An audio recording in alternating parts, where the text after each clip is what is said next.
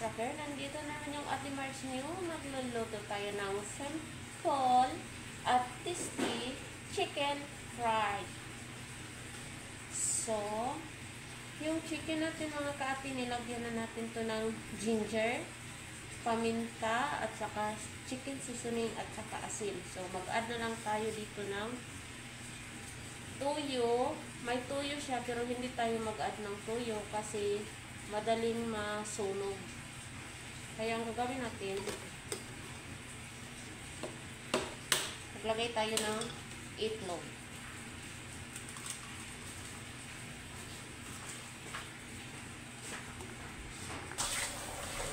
Ito mga ka-ate, tansya na lang kayo sa flour.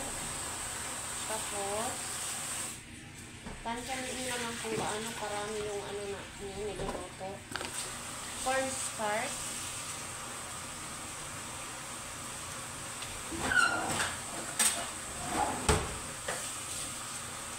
Hindi tayo mag-add ng soy sauce mga ka-ate kasi madali siyang masunog. Tapos, mag-add tayo ng sweet paprika.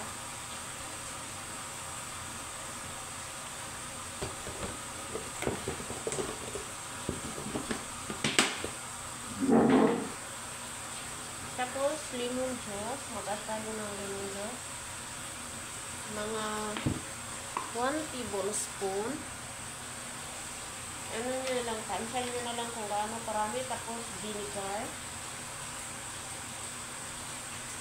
Tansya na din ng 1 tablespoon. Tapos, i-mix lang natin.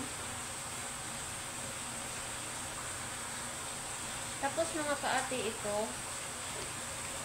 i-mix na natin ng mabuti. Tapos, pagkatapos nito, maglagay tayo ng harina at saka another itlog. Pero dito, i-add na lang natin yung itlog para harina na lang yung gagawin natin. Dadagdag natin. Dalawang itlog lang yung ano natin. Kasi isawsaw pa kasi siya dapat sa itlog bago sa harina. Harina at saka corn flour. Pero dito, ang ginawa natin, ihalo na natin yung itlog para diretso na sa harina. So, nahalo na natin ng mabuti. So, marinate muna natin. So, dito mga ka-ate, mag-add tayo ng 1 cup flour.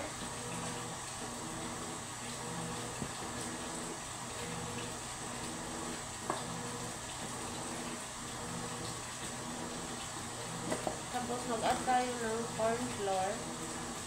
Mga 1/2.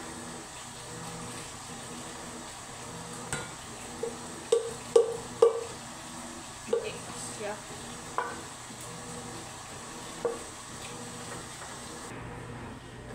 Yan, sabay.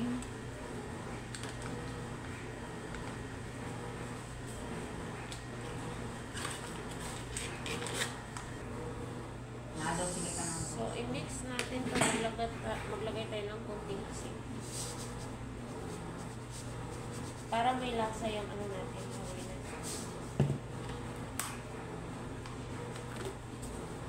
Maglagay tayo ng paprika. Sweet paprika.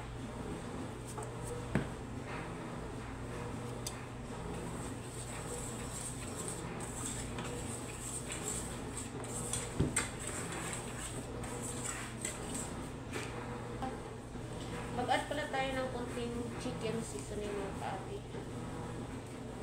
Kunti lang.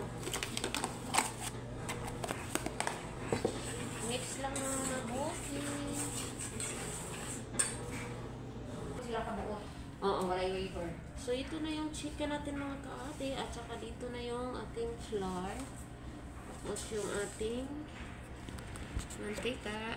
So, ang gagawin natin, ganyan lang siya. Dahil naka-gloves tayo, so pwede natin itong himas-himasin. Ayan. Ayan din siya dito. Nung sa ano kasi, dapat siya isausaw sa itlog. Pero sa atin, nilagay na natin yung itlog dito sa manok para sa harina na lang tayo dito. Maingay yung washing namin dito.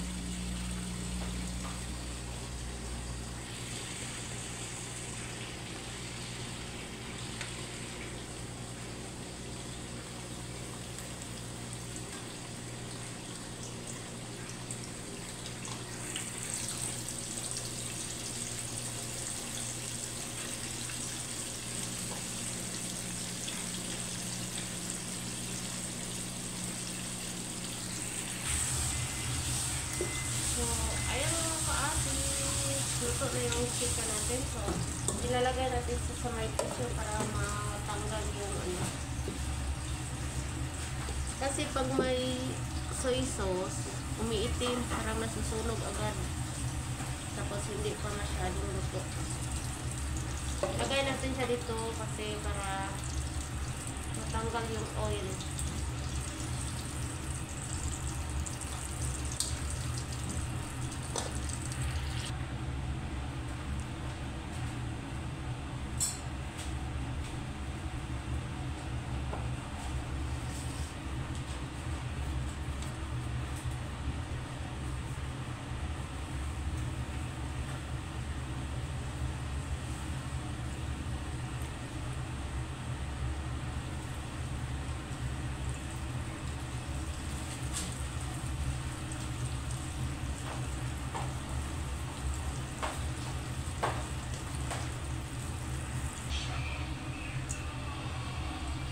Yes!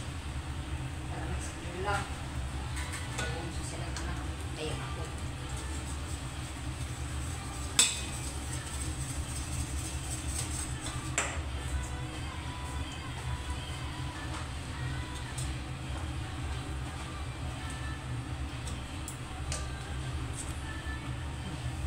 So, nandito na yung ating niluluto. Thank you for watching mga ka-ate.